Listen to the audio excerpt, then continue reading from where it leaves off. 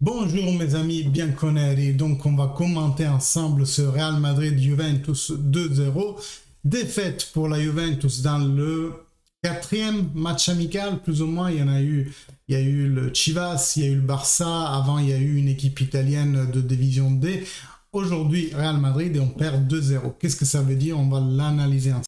Tout d'abord, avant que je commence, merci de liker, commenter la vidéo, comme ça booste celle-ci sur YouTube, elle va ressortir plus facilement, et même moi ça me booste mon moral.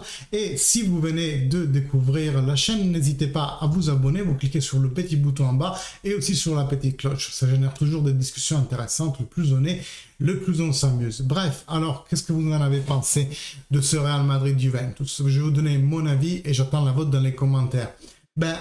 Pour moi, clairement, le Real Madrid est supérieur techniquement. On ne découvre rien. Mais surtout, il est plus avant dans la préparation physique. Ils étaient plus frais. On a vu un match à deux facettes. Le premier mi-temps où plus ou moins la Juventus a pu aussi construire quelque chose et a tenu tête un peu au Real Madrid. On jouait rapide, on jouait maximum à 2 touches de balle. La technique du Real Madrid est bien entendu sortie. Nous, on a, comme vous le savez, quelques défections. Pogba à moins, McKennie à moins. Chiesa encore, on n'a pas vu la pelouse. Donc bon, pas trop d'inquiétude par rapport au fait que le Real Madrid, champion d'Europe, avec une préparation physique accrue et on le sait, un taux de technicité supérieur, nous est quand même, disons, mis avec la tête sous l'eau dans la première mi-temps. Comme dit, encore dans la première mi-temps, on pouvait s'en sortir. Après, la deuxième mi-temps, encore plus difficile parce que eux, quand il y en a un qui sort, t'as un Camavinga qui rentre, t'as un Eden Hazard qui rentre, ils ont un banc qui est presque tout à fait convenable à la première équipe, chose que nous, on n'en avait pas, parce que, bon, à part les défections, il y avait aussi beaucoup de joueurs de l'Under 23 qui étaient là. En tout cas, oui, deuxième mi-temps où on a construit clairement zéro. Le jeu a été dans les pieds du Real Madrid qui a fait clairement le match. Juste à remarquer peut-être une dernière action pour la Juventus qui s'est révélée assez intéressante, mais qu'on n'a pas réussi à finaliser. Donc voilà, Real Madrid supérieur, on n'apprend rien. On apprend en fait la prestation des joueurs un par un qui a été positif. Et j'ai vu un Bremer se comporter assez bien contre un Benzema. Ça lui fait déjà deux grands entraînements, non? Avec Lewandowski l'autre fois, avec Benzema ce soir. Il commence vraiment à ressortir en tant que défenseur central important pour la Juventus. J'ai vu un bon Gatti quand il est rentré. Et ça m'a vraiment frappé, encore une fois, hein, la masse qu'il a. En fait, c'est un géant, vous le voyez à côté de Rugani. Rugani, on dirait son enfant de 4 ans, quoi. Il est vraiment imposant, ça fait peur. Donc ça pourrait bientôt être, pourquoi pas, un Bremer Gatti en perspective, si Gatti se reconfirme être le joueur qu'on pense qu'il est. J'ai vu un Bonucci... un peu comme ça, pas génial, mais il a quand même tenu le coup. La chose qui m'a frappé, c'était dans la deuxième mi-temps aussi, en continuant avec la défense, le duo Rugani-Pellegrini, c'est vraiment pas possible. Déjà, on est faible sur la gauche quand Alexandre est là, mais si en plus on ajoute le combo Rugani-Pellegrini ou même Rugani-Alexandre, je pense que ça va pas le faire. Et ce matin, j'apprends que Raum, ma dernière espoir pour le côté gauche défensif, est passé de Hoffenheim à Lipsia pour 30 millions. Belle somme dépensée par le Lipsia pour un ailier gauche, mais il nous l'aurait vraiment fallu celui-là, sachant que tous les autres, dans Windal, Tagliafico, ils sont partis. Reste peut-être Emerson Palmieri. Consolons-nous avec ça. Bref, passons au milieu de terrain. Magistral Locatelli. Vraiment dans ce match magistral, il a vraiment pris en main les clés du milieu de terrain. Il a verticalisé beaucoup et même des fois des premières intentions avec des bonnes idées de jeu. Je dois dire, il a pris vraiment en charge la cabine de régie pour le milieu de terrain. Positif aussi Fagioli. Zakaria, beaucoup de travail de course, hein, du taillé couche, comme on dit d'un travail de Motorino au milieu de terrain qui récupère le ballon, beaucoup plus physique que tactique, le rôle de Zakaria en cette première Juventus. On continue avec Di Maria. Bon premier temps, après il est sorti. J'ai pas vraiment bien compris le choix de faire sortir Di Maria, peut-être juste pour le préserver, mais ça a clairement changé le visage de la Juventus à l'attaque. Quadrado qui rentre à la place et on passe sur un 4-3-3 assez puriste, alors que avec Di Maria on était plutôt sur un 4-3-1-2, donc avec Di Maria derrière les pointes, Vlahovic et Ken. C'est un visage de cette Juventus qu'on découvre en ce moment, parce qu'on ne peut pas faire un 4-3-3 pur, un manque d'un ailier gauche qui soit vraiment un ailier pur, donc pas avec un Ken adapté.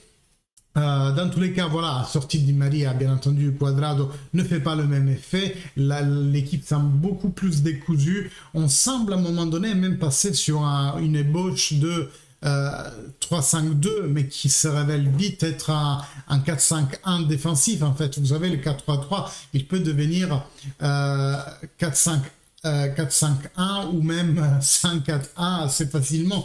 Et donc, on a vu clairement une Juventus qui était enfermé derrière dans la deuxième mi-temps, et le Real qui prenait vraiment le contrôle du jeu. Donc ça m'a pas plu la deuxième mi-temps, mais non seulement parce que il y a eu le banc qui est rentré, mais surtout par ce changement de prisme et de philosophie de jeu que de un j'ai pas compris. Peut-être que Massimiliano Allegri cherche de faire des expériences en ce moment-là, et que deux qui m'a surtout pas convaincu en fait. Donc on verra bien comment tout ça va évoluer. Le truc est que sans un Pogba qui te tenait vraiment le milieu de terrain, ok, aujourd'hui on a eu Locatelli qui a eu un très bon résultat, mais j'ai quand même peur, et la blessure de Mekania qui est intervenu cette nuit aussi, problème à l'épaule, j'ai peur qu'on se retrouve avec le milieu de terrain dès l'année dernière.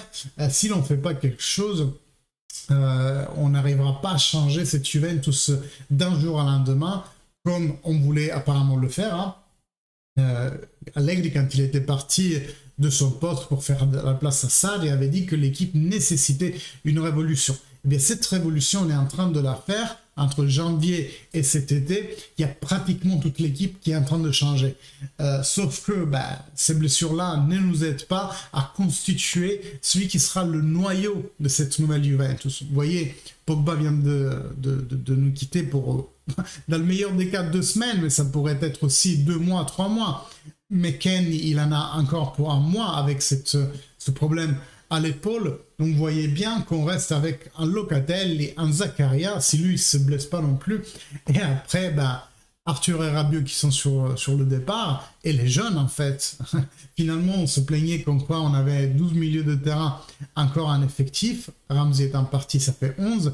Mais toujours en est-il que c'est quand même toujours un problème de qualité. Voilà, au milieu de terrain, ça manque toujours de qualité. Alors, est-ce qu'on va viser sur un Sergej Milinkovic-Savic? Vous me direz... C'est toujours ma théorie depuis le début, Pogba et SMS ensemble, ça serait trop beau.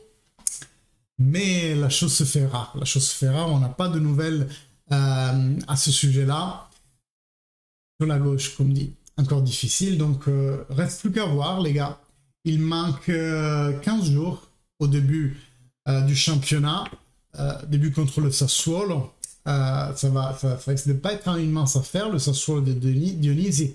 Même s'il est en train de perdre les pièces, parce que mois après mois, tu as un Locatelli qui part, tu as peut-être un Raspadori qui est en train d'aller à Naples, Berardi il va rester, mais en gros, on démantèle un peu le Sassuolo des rêves qui avait fait rêver les tifosi du Sassuolo, mais ça reste quand même une équipe assez compliquée à affronter, surtout à la rentrée, à la première journée de championnat.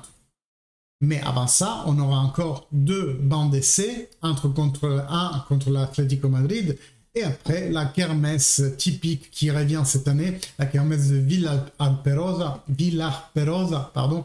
Le rituel rencontre entre la Juventus première équipe et la Juventus Under 23 ou printemps des fois.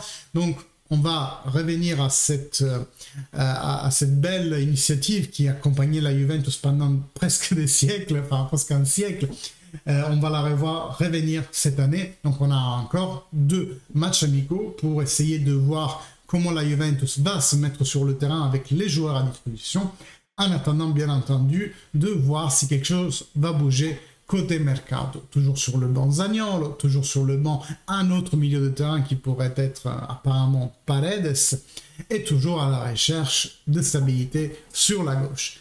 Merci d'avoir écouté ma petite analyse, j'attends la vôtre dans les commentaires. N'hésitez pas, like, commentaire, n'hésitez pas à vous abonner à la chaîne si vous venez de la découvrir, et moi il ne me reste qu'à vous dire à la prochaine, et fino alla fine, forza Juve. Ciao les gars.